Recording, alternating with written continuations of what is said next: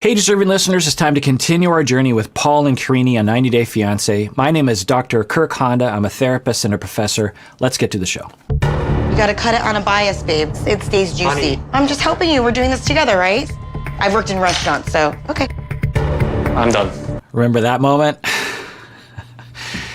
From what I understand, it's a classic 90-day moment that a lot of people refer to. Cutting on the bias. Watch my Darcy episodes for a reaction to that scene. E prometo ser fiel, cumprindo os meus deveres e meus deveres. So they're getting married. This is when they get married. O momento da briga começou quando eu recebi as mensagens do Paul chamando o meu irmão de ladrão. O Paul falou que não precisava trancar mais as portas de casa porque o ladrão estava dentro. E isso magoou bastante. E eu não quis mais falar com ele, porque ele estava ofendendo a minha família. Love you. Okay. Fala. So, hearing both of them talk about the fight, it sounds like from Paul's perspective, he has spent a lot of time trying to be the responsible one in the house. He makes the meals, he shops for the meals, and I think he's had some building resentment about him having to do a lot of that work. I don't know if it's accurate, but that's his perspective, that's his narrative. And then Karine invited her brother and some of their friends over, and they ate a lot of his food that he had bought, that Paul had bought, and Paul was upset about that. Makes sense. And it sounds like instead of dealing with it in a way that was constructive between the two of them, eventually Paul texted Karine and called her brother a thief, which is, a little weird when you go over to your sister's house. You might make yourself a snack, who knows. Certainly wouldn't be accused of being a thief, But anyway, so let's see how they navigate this conversation. By the way, before I forget, don't use YouTube as a replacement for therapy. If you need a therapist, get one. You deserve it. Please sit down and explain to me all the reasons why you're upset. You know. I'm sorry if I offended your family and your culture. I would like to really work through this. It does not work. We've talked before. I do not want to talk anymore. So it's hard to know who is in the right or if both of them are wrong. I know enough about couples therapy to know that it's hard to determine because each of them has their own narrative, and unless we were there to observe all the back and forths, it's hard to know. The way Paul tells the story is her brother did something bad, Paul complained about it, and Karine didn't care or something. From Karine's perspective, it seems as though she's accusing Paul of being very mean and disrespectful to her family and her culture, and that she has experienced this before, that this isn't the first time that she's experienced him being very insulting to her. From what's in front of the camera, Paul seems to be perfectly nice. It wouldn't be unusual if someone were to edit their behavior when they're being observed, but it's hard to know. Is Paul a jerk face away from the camera? Certainly a possibility. Karine seems to be exhibiting that reactivity. Might Karine be overreacting? Maybe. Is it both their fault? Maybe. Hard to know. I certainly would say that if Paul is calling the brother a thief, then that sort of indicates in that direction that Paul, away from the cameras, at least uses different language than we have seen him use in front of the camera. But let's continue watching. So you just want to give up and get divorced? Então você quer desistir e se divorciar? See? You want a divorce? Yes. Okay, divorce? Fala! So this is interesting. It's quite a serious conversation right now. He's done this before where they've been in a fight and he'll say, so you just want to leave me? And it's a passive-aggressive question, or at least passive question, in that usually the person is feeling hurt and they're looking for some reassurance that the spouse doesn't want a divorce. And so they'll throw that out there like, well, why are you even involved with me? Or, so you just want a divorce or something? And it's a fishing attempt for the other person to say, no, I don't want a divorce. I'm just saying I don't like what you're doing. So a more functional way of asking for reassurance is, so we're having a fight right now, and it might be really hard for you to answer this question, but it'll really make me feel better if I know that you love me and that you don't want a divorce. Because if I know that, then I might be able to calm down, and it'll be easy for me to have this conversation with you. So nothing wrong with asking for reassurance. I don't know if you want to ask it in the middle of a fight, because Karine might be so elevated in her physiology that she might actually believe she wants a divorce. When she calms down, she doesn't want a divorce. For everyone, as our physiology goes up during a fight like this, we can't think straight, and we're going to think and feel and say things that we wouldn't under normal circumstances. Anyway, so he said, so, you want a divorce or something? And there's another passive manipulation around that, in that it's attempting to control the other person sometimes. We saw Big Ed do this at times with Rose, in my opinion, or that's my speculation, that the subtle message is, look, unless you're going to play ball here, then, let's talk about a divorce. Hoping that the other partner will be like, oh, no, I don't want a divorce. I'll play your game. I'll do what you say. And I don't know if that's what Paul is doing in that situation, but it's hard to tell. At the very least, it looked like Paul was looking for some reassurance, and Karine was beyond a certain threshold, and she says, yeah, okay, fine, let's get a divorce, and I'm walking away. Let's do it. Very concerning conversation that doesn't bode well for the longevity or the health of this relationship moving forward. Can people recover from this? Absolutely. I've worked with countless couples who have, in the middle of a fight, talked about divorce very seriously, even got lawyers the next day, and been able to pull back from the brink. So, we'll see what happens moving forward here. You want a divorce? Yes. Okay, divorce? Fala!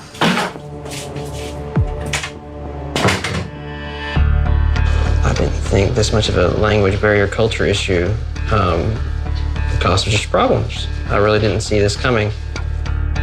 O Paul não me respeita, não me faz feliz, fala mal da minha família. Okay, so interesting. So from her perspective, he's being very disrespectful to her and her family.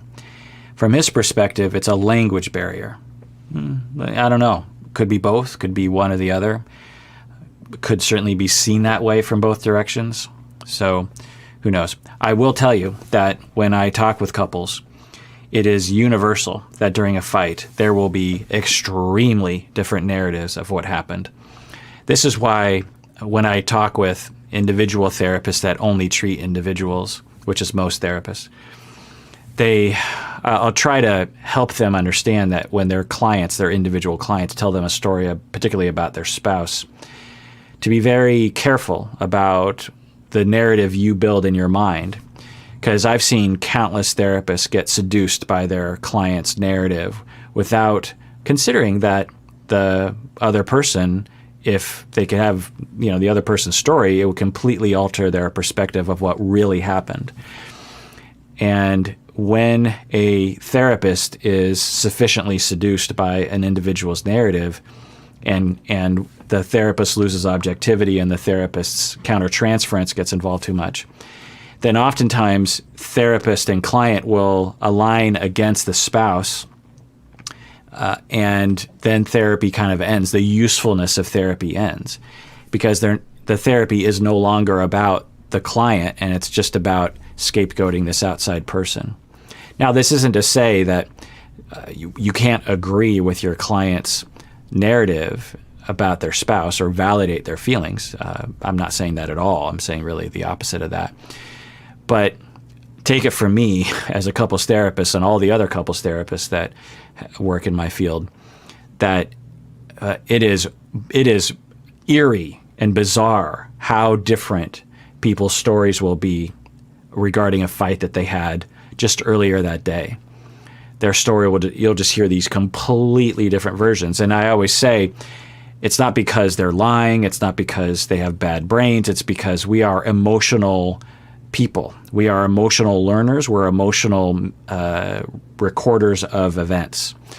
We don't just simply record an event dispassionately. We record everything through our emotional center, in a sense. And especially when you're in a fight with your spouse, everything gets filtered through that. So when you say something that is nasty to your partner, you frame it as justified, and you frame it as non-emotional. You frame it as, well, I just told them that, they should not do that sort of thing because that's unfair. The spouse will see it as, she was yelling at me and calling me names and being completely unfair. So which one is it? Is it one or the other? Is it something in the middle? Is it both? It's just hard to tell. And long time ago, as a therapist, I gave up trying to figure out exactly what happened. So when I watch this, Paul and Karine have had this fight, I have this impulse to say like, who do I believe? Do I believe Karine or do I believe Paul? But long time ago, I realized that's a futile effort. There are so many possibilities. Let's say like as a viewer, you're like, well, I believe Karine because Paul is a jerk face, and if he used the word thief, then that's pretty bad. And he's probably just playing it up for the cameras because I don't like Paul. Or the reverse. I believe Paul because, Karine, she's this childish, sort of immature person. I don't believe anything she says. You conclude based on that bias. But take it from me, after drilling down with so many couples, the sky's the limit on what, quote unquote, really happened. But anyway, maybe we'll get some more data to help us. But what am I looking for? Well, I assume that Karine doesn't really want a divorce. If she wants a divorce, then by all means, go for it. If that's what she is headed towards, then, she deserves to want that. There's nothing wrong with wanting a divorce. There is something not helpful about saying you want a divorce when you don't ultimately want a divorce. But what am I looking for? Well, what I'm looking for is the two of them to have a conversation about what happened and also apologizing for their part of it. Karine could say something like this. She could say, okay, Paul, I get that you're upset that my brother and their friends and his friends ate the food in the house. I realize that's disrespectful to you. I realize that I should have asked. I realize that you do a lot of the housework around here, and I want to respect that. And I apologize. I didn't know it would hurt you. I was just trying to be a good sister and feed my brother. So I didn't know it would upset you. But, I see why you're bothered by it. Having said that, I don't appreciate you calling my brother a thief, and I don't appreciate you giving me so much anger about what I believe to be an innocent thing. I was just feeding my brother. We had never talked about this detail before. So Karine could say something like that. So we'll see if Karine's response is anything close to that. I'm guessing it's not going to be, given what we've seen so far. For Paul, it could be something like, Karine, I'm really sorry I called your brother a thief. I was angry. It's totally uncalled for. It's also normal for you to want to feed your brother when he comes over. You're being polite. And we never had a conversation about this before. I guess from my perspective, I'm not really upset about you feeding your brother. It's more just an ongoing resentment that I'm building about me having to do all the housework and having to go to the store and having to do all the cooking because you don't really put any effort into that. And you sleep a lot of the times, and I feel like I'm carrying a lot of the weight, chores-wise. So when your brother ate the food, it just was kind of like the last straw, and I flew off the handle, which was not okay. But I think what this indicates is we have to have a conversation about the chores around here. So that would be what I'm looking for from Paul. Let's see if either one of them can approximate something along those lines. You want a divorce yet? Huh? You want divorce, yeah? Is that what you want? Okay. I Fala. I don't want a luta. No luta. Karine. Follow me. Fala. Oh. Well, just follow me. Hey, this is Fala. Just talk. Please. Karine. So both of them are in the right here, so to speak. Karine wants to take a break, and she's communicating that non-verbally. And there's nothing wrong with wanting a break. Paul wants to talk about it. He's making a request. I don't recommend getting in someone's face like that, but asking to talk is totally rational here. So we'll see how they navigate this. This is not fair. You're just going to shut everything down and divorce me and kick me out. I gave everybody up just to be here. I gave up my mom, my dad, my dog of 10 years, all my friends and family for Christmas, New Year's, all this time. So this is often a narrative that will develop for a lot of people, regardless of your personality type, which is, you're going to divorce me after all the effort I put into this relationship, after all the things that I did for you, after all these things, you're going to divorce me. So I get the impulse because you're hurt and you're scared and you feel like you're being treated unfairly, and you're starting to think about all the things you've done and all the sacrifices you've made for this relationship, and it feels like unfair to you. But it's a bit of a non sequitur. If someone wants to divorce you, they want to divorce you. If someone doesn't want to be with you, they don't want to be with you. And laying out all the sacrifices you've made doesn't motivate someone to say, oh, okay, well, in that case, I won't divorce you. I hated you last minute, and I still hate you, frankly. But because you've made so many sacrifices, you're right, I'm not going to divorce you. It doesn't make any logical sense. So I get the feeling and I get the indignance of it, but I don't understand the arguments. It's not a logical argument. Now, what am I looking for? What I'm looking for is Paul can absolutely say, wow, that really hurts.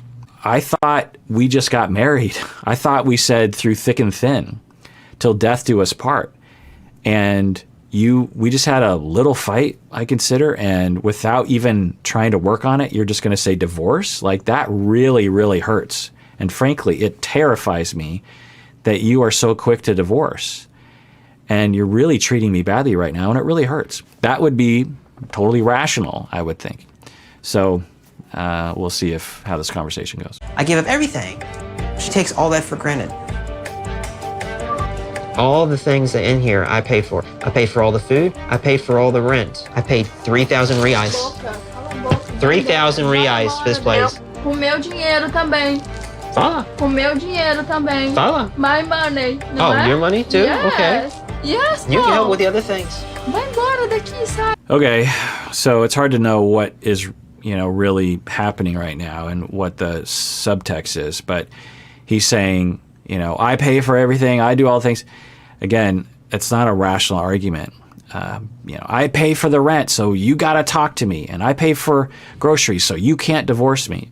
I guess I get the impulse, but one, it's not logical, and it comes across as controlling. So that's not going to go over well. Again, there's nothing wrong with saying, I'm really hurt right now. I want to talk about it. Now she's upset and she's just like, get out of here. She tried to grab the phone and I don't know what she was going to do with it. So it's starting to, when I see that, I get concerned because they're in the beginning of the relationship and he was kind of getting in her face like, Fala, talk. And then he's starting to lay out these controlling statements and then she tries to grab the phone. If I saw this, and I guess I just did, I would worry about future violence between the two of them. Putting hands on in a situation like this usually escalates in a relationship, so it's concerning. Huh? Sai daqui, velho. Vai-te embora. You're not going to follow. You're just going to vamos. You're just going to vamos. You're not going to follow. You're just going to vamos. Karine, fala. Fala. So I always recommend, some producer gets caught in the camera. I always recommend to people that if someone is getting away from you, and this is the second time she's tried to get away, and she's been pretty clear that she doesn't want to talk, that you let him go under most circumstances, that you let him. There's some particular circumstances where we would say it might be justified to chase someone, but it almost never works out. We've seen Nicole and Azen do this, where Nicole will chase Azen. It comes across as controlling. It comes across as intimidating. It comes across as an effort to smother and to trap someone physically. If someone wants a break, you kind of have to let them go. Now, the Pauls of the world will say, well, if I just let them go, we'll never talk about anything. So the Karines of the world have to learn how to come back within a certain amount of time, how to say, Paul, give me an hour. We'll talk about this one way or the other, whether I want a divorce or I want to work on it. Give me an hour. I need an hour to clear my head. Usually the Pauls of the world will let you go if they have that time. Okay, an hour. This isn't forever. But particularly for the chasers of the world, you just got to let them go, because it's unfair to physically intimidate someone into talking with you. If they're going to go, they're going to go. And maybe there are consequences to that. Maybe it hurts your feelings so sufficiently that your love is a little bit harmed by that. But that's their choice. The alternative is to chase them down, risk violence, at the very least make them feel even more trapped. Right now, the two of them are sufficient. There's a ton of stress response in their body in all likelihood. And when you have that response, you don't think straight.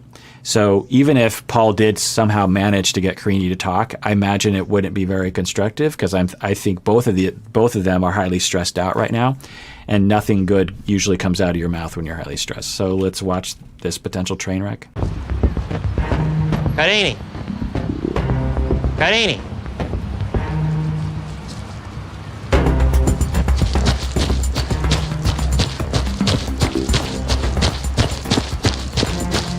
Karine, fala. Fala-me. Fala. Por favor, fala. Eu quero mesmo me divorciar do Paul, porque eu sei que ele não vai mudar. Fala. Ele só traz problemas pro nosso relacionamento. So interesting. Away from this fight, during an interview with the camera, she says, I really do want a divorce. Wow. That's a pretty stark statement, right? And like I said, can people recover from a place where they definitely want a divorce? Absolutely. I worked with so many individuals and couples in my office who will say, no, I'm done. And they'll be done for weeks, months. And then they make a decision to, repair. I don't recommend that. I don't recommend either way. It's just up to people in terms of what they want to do. So she can recover from this. There's, it's a total possibility, but it does indicate something, right? It does indicate that for a span of time, her feelings would be so negative about the relationship that she's like, 100% divorce. Like me and my wife, for example, we've been together for many years, and I've never thought that about her. Our relationship is good enough, I would like to think, and our care for each other is strong enough that even in our worst moments, I have never thought, this has got to end.